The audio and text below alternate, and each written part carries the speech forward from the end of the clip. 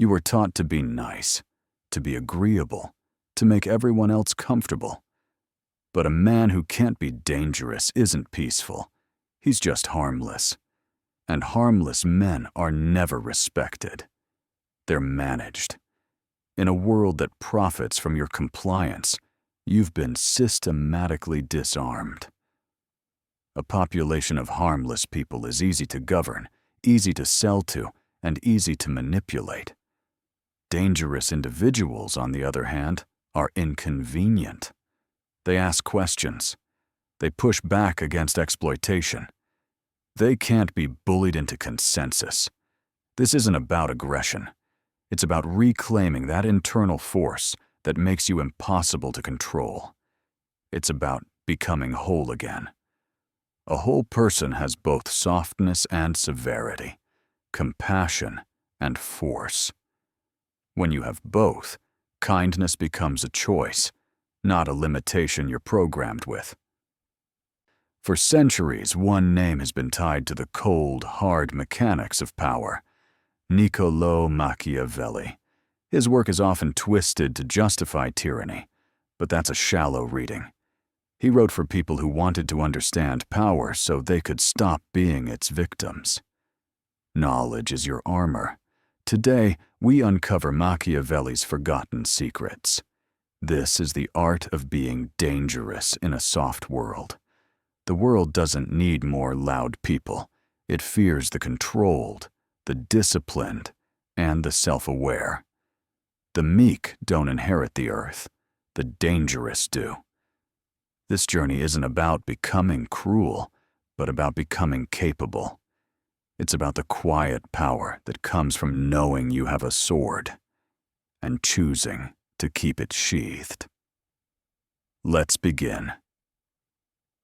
The first secret: cultivate strategic silence. The first secret to reclaiming your power is mastering strategic silence. In this soft world, we're all trained to express everything. We're told to vent, to react, to overshare, thinking that transparency is a virtue.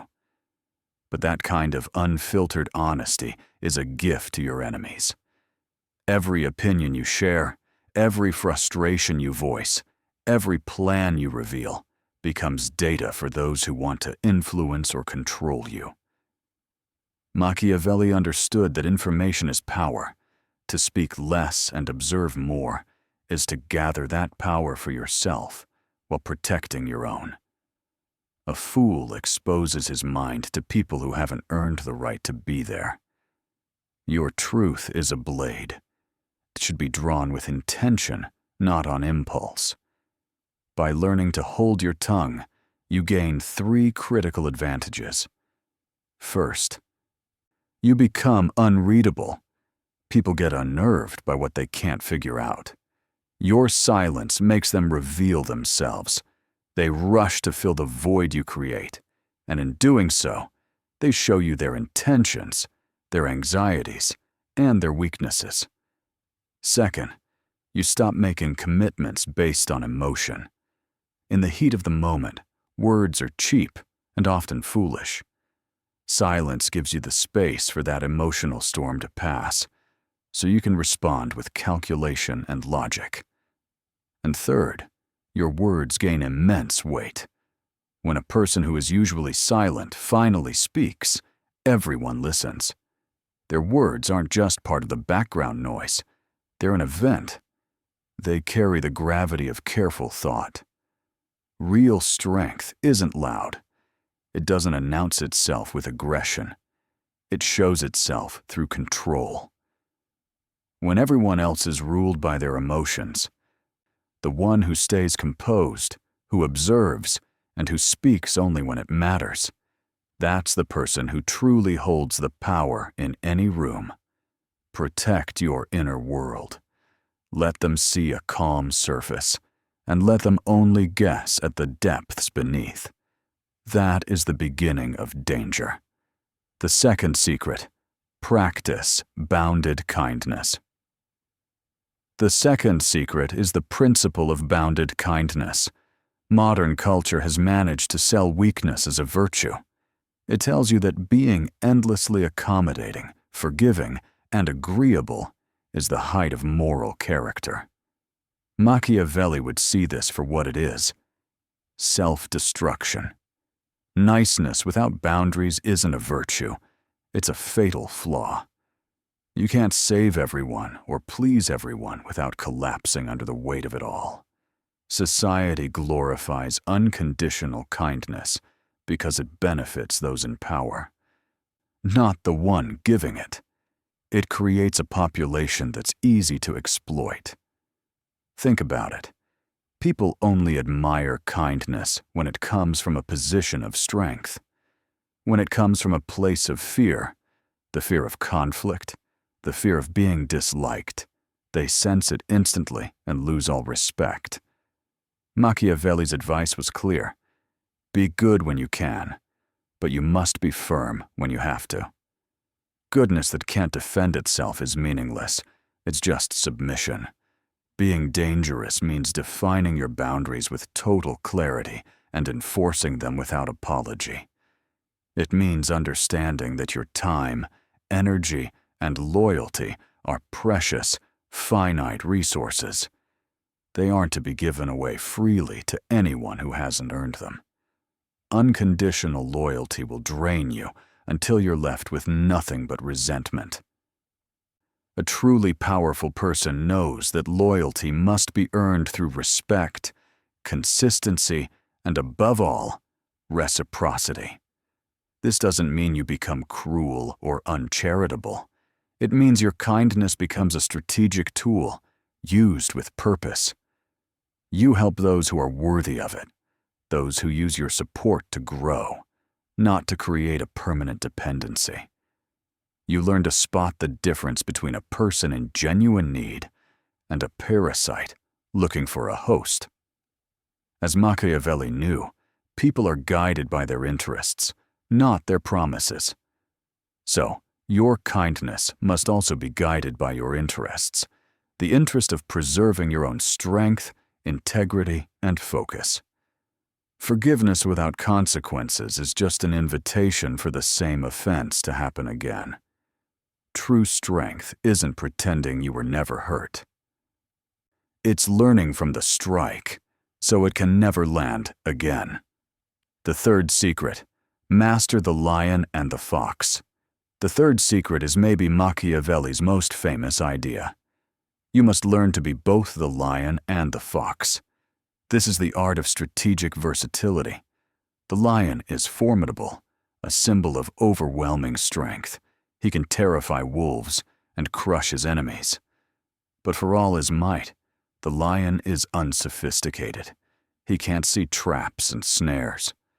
The fox, on the other hand, is cunning and clever. He recognizes traps from a distance, navigates complex situations with ease, and uses his mind to achieve his goals.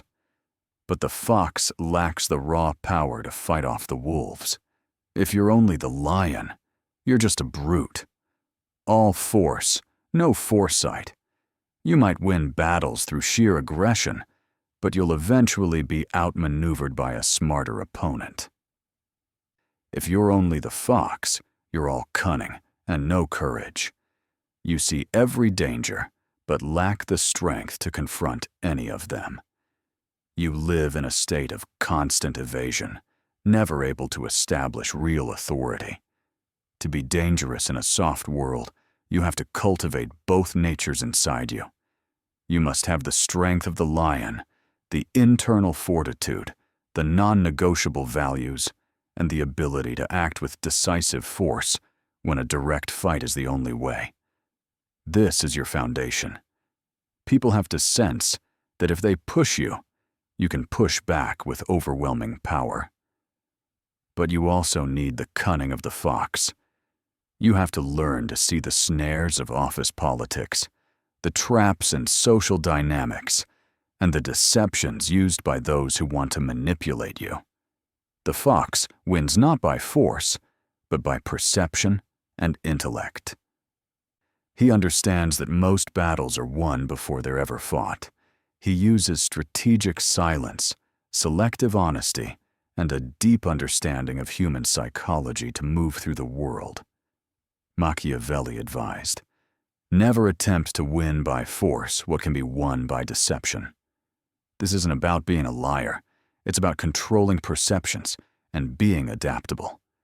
The modern world is full of snares, social pressures, hidden agendas, psychological games.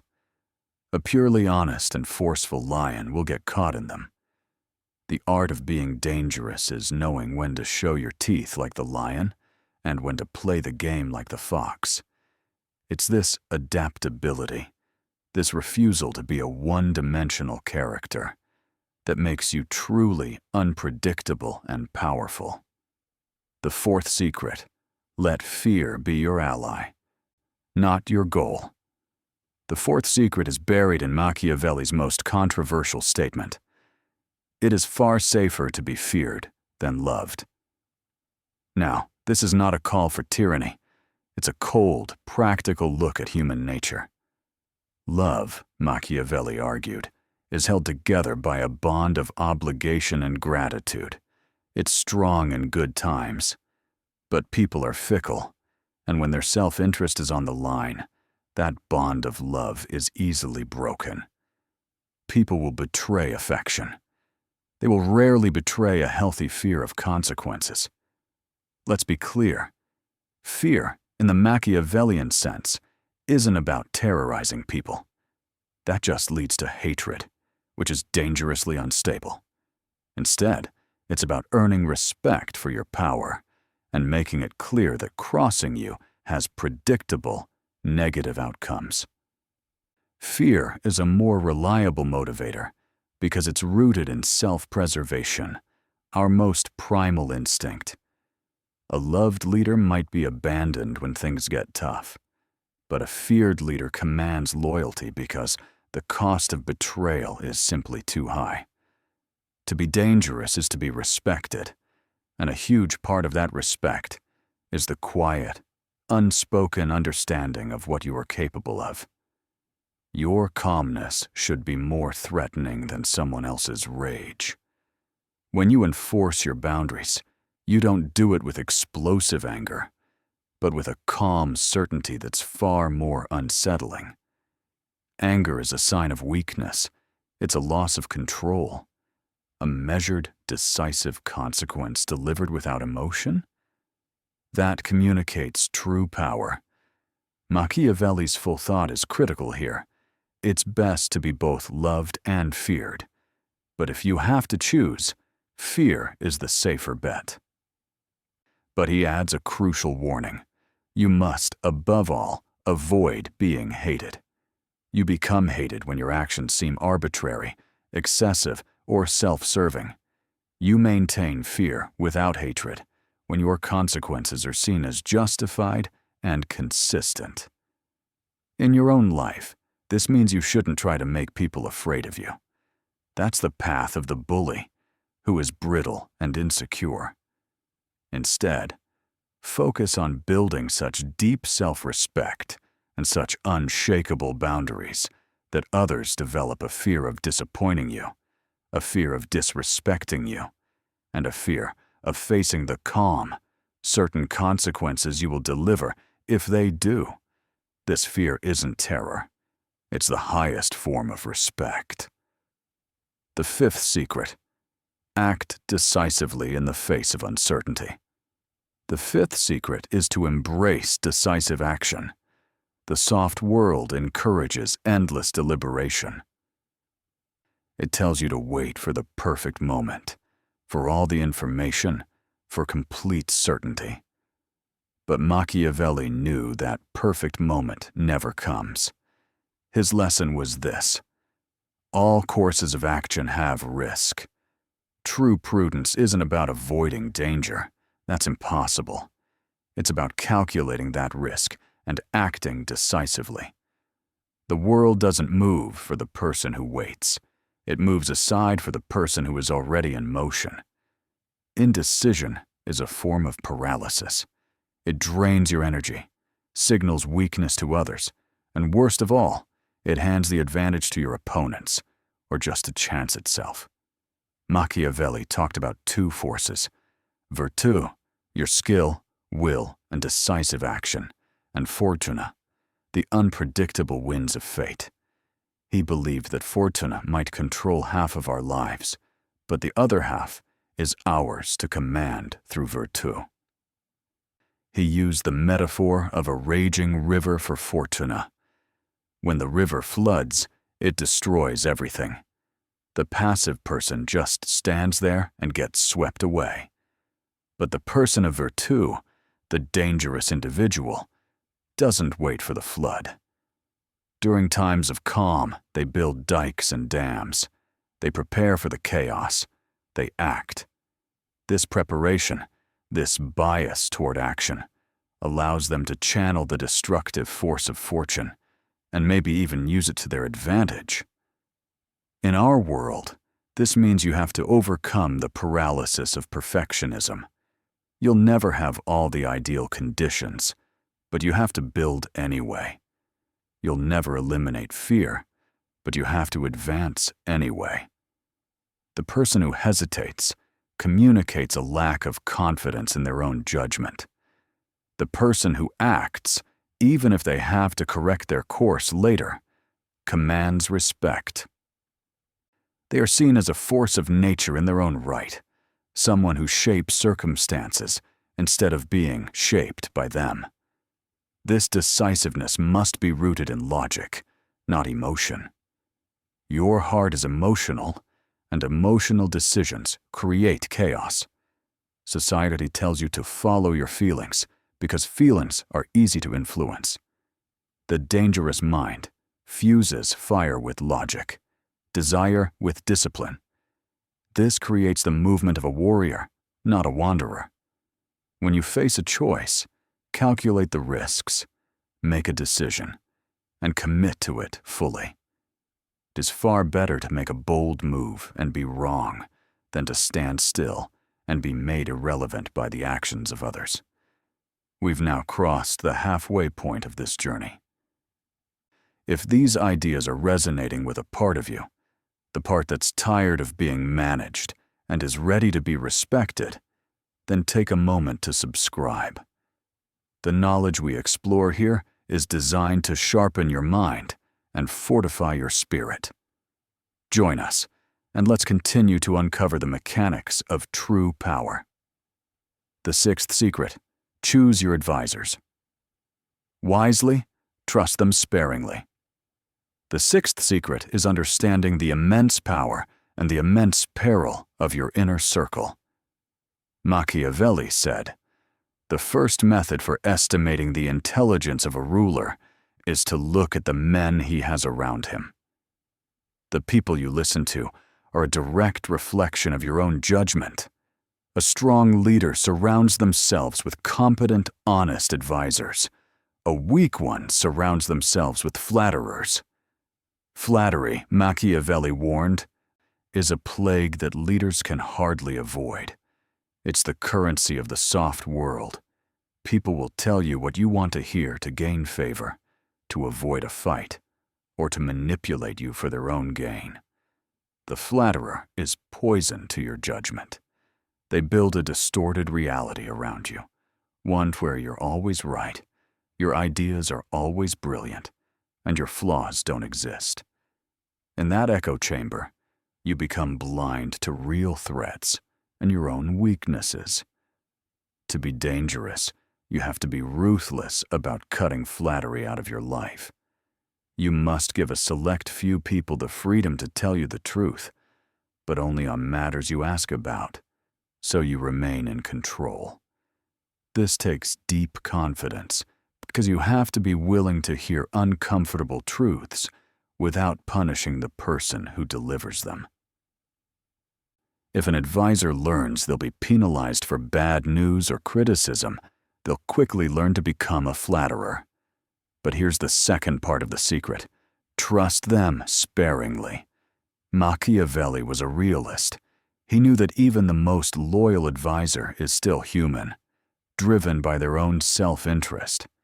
He advised that a wise ruler should never fully surrender their trust, even to their closest allies.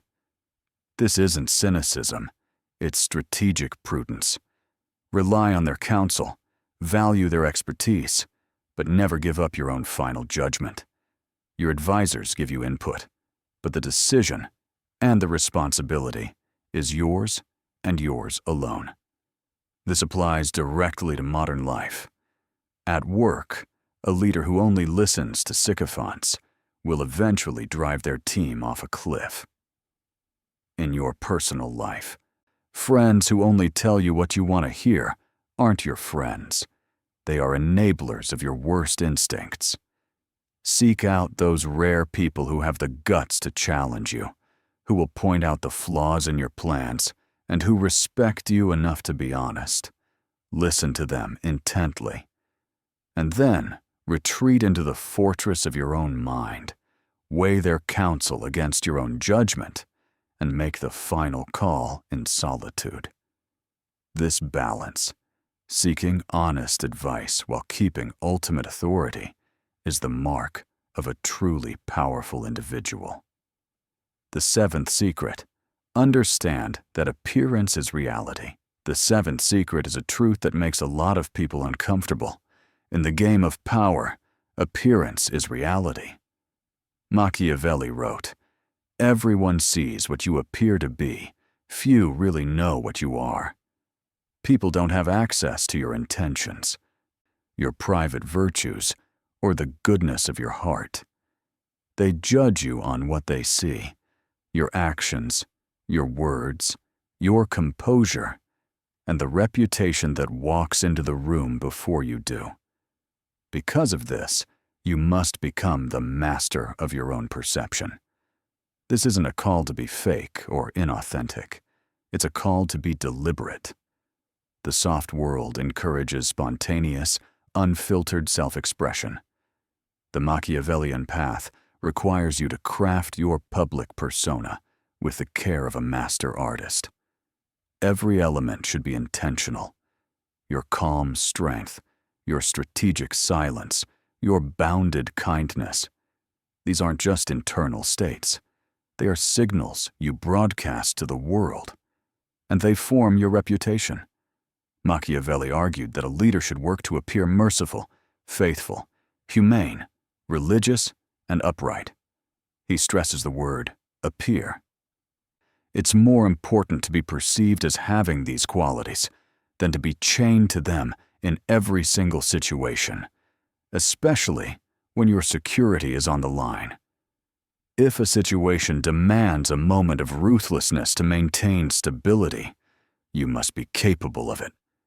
But it should be done in a way that preserves your overall reputation for fairness. In your life, your reputation is your armor. It's your first line of defense and your most powerful tool of influence. You have to cultivate it tirelessly. Be known as someone whose word is their bond. Be known as someone who is calm under pressure. Be known as someone who is fair but firm.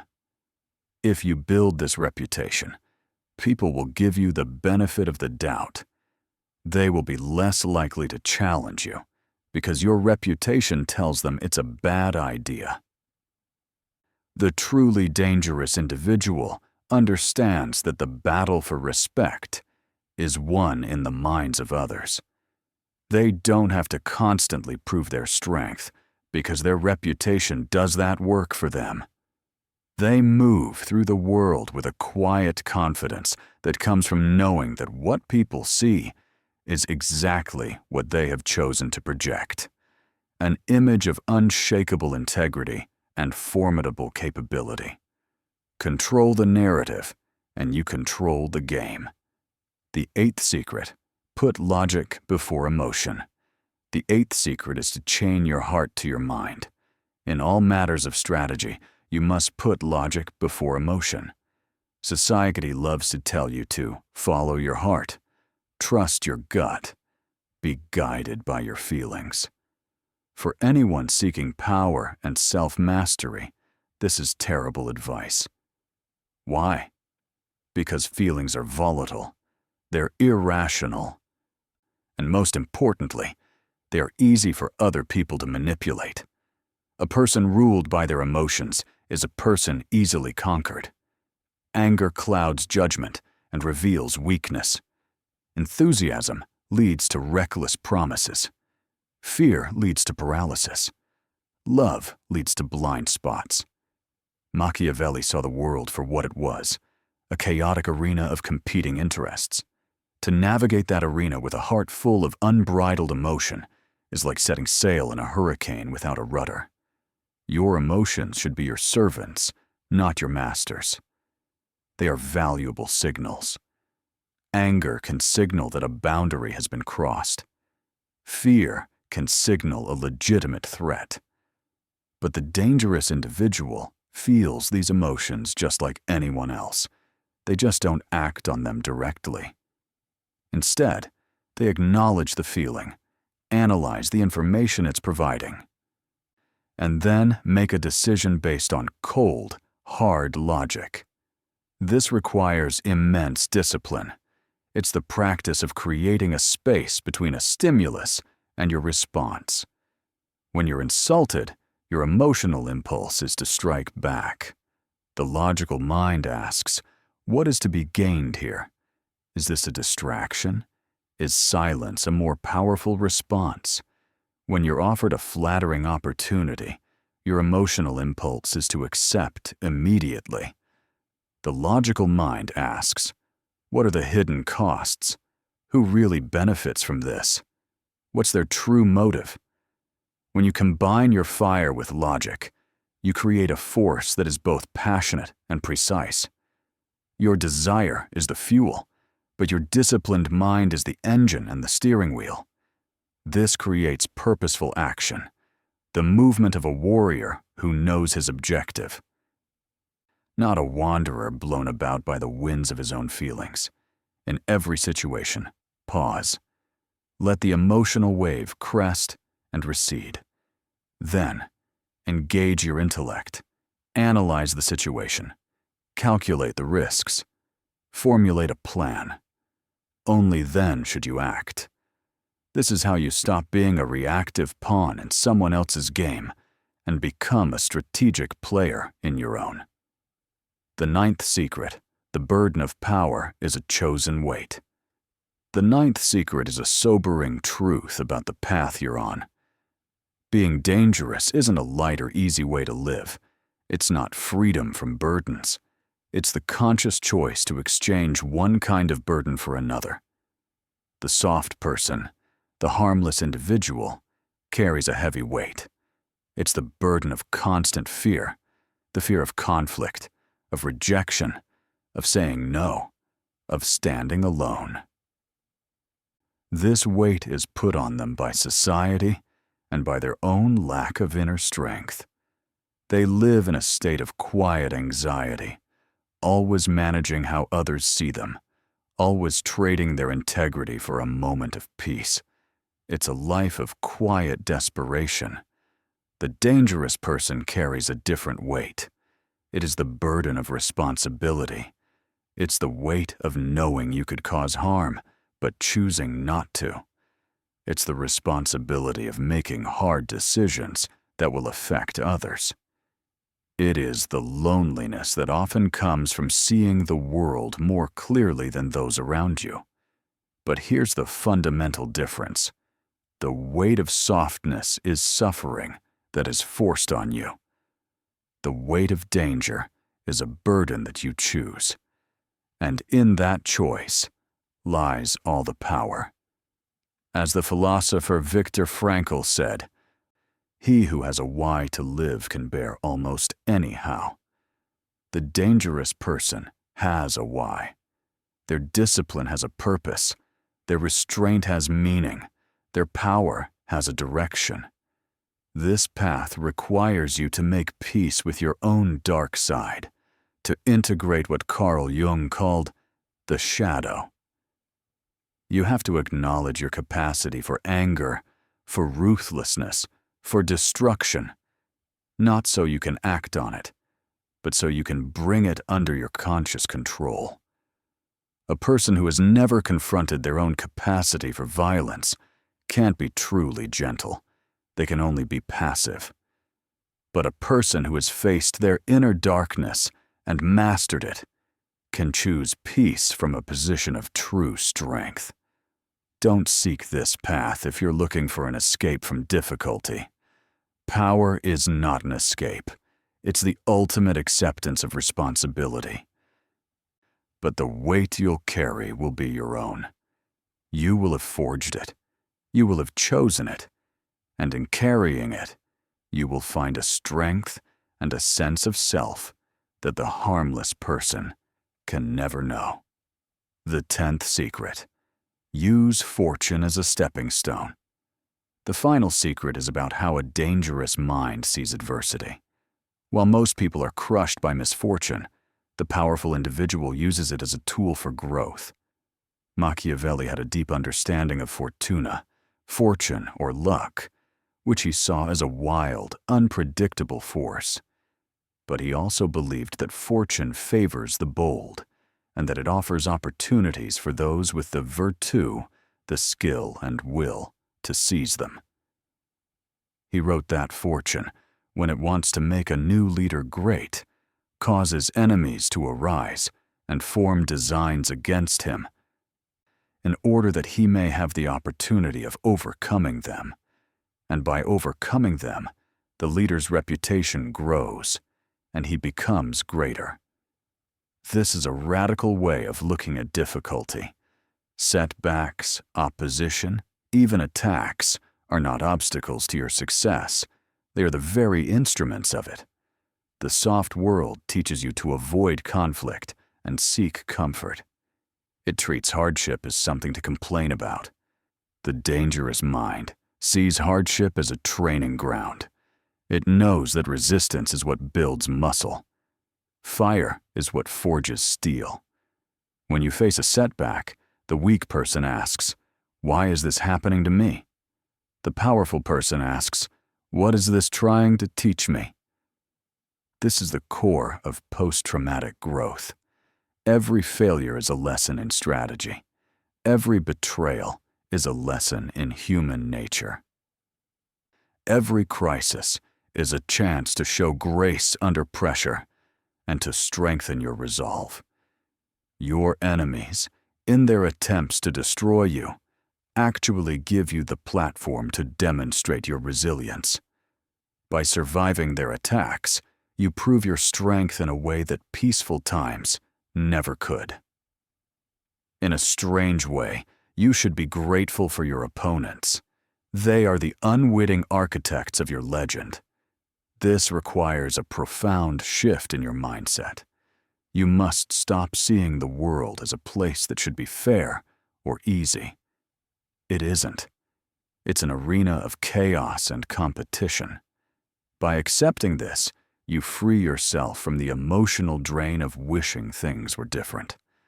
You can then focus all your energy on the one thing you can control: your response. Never let a crisis go to waste. Use the pressure to become more disciplined. Use the attack to become more cunning. Use the loss to become more determined. This is how leaders become great. Fortune may knock you down, but it is your virtù that allows you to get back up, stronger and wiser than before. The art of being dangerous is not a destination you reach. It is a constant, daily practice. It's a commitment to self-mastery in a world that pushes for self-indulgence. It is the quiet, internal work of building a fortress inside yourself, a core of non-negotiable values, and an unshakable will. We've explored 10 of Machiavelli's most potent secrets. Cultivate silence in a world of noise. Bound your kindness. Be both the lion and the fox. Command respect through a healthy fear of consequences. Act decisively while others wait. Choose advisors wisely, but trust your own judgment. Master your appearance. Put logic before emotion. Choose the burden of responsibility over the weight of fear. And use every obstacle as a stone to sharpen your blade. This path isn't for everyone. It's for those who feel their fire has been buried under layers of social conditioning. It's for those who are tired of being managed and are ready to lead, starting with themselves. The world will keep rewarding softness and compliance. Let it. The peace you will find is not the fragile peace of avoiding conflict, but the deep, abiding peace that comes from knowing you are capable. It is the peace of the warrior who stands in a garden. He has no need for war, but he is always ready for it. This is the true meaning of power. It's not about controlling others. It is about ensuring that no one, ever again, can control you. If this philosophy has awakened something in you, make sure you're subscribed for our weekly explorations into power, psychology, and self-mastery. The journey doesn't end here. For those who want to dive deeper into the mechanics of influence that are too uncomfortable for a general audience, consider joining our exclusive member community for uncensored content. The link is in the description. Stay sharp, stay deliberate,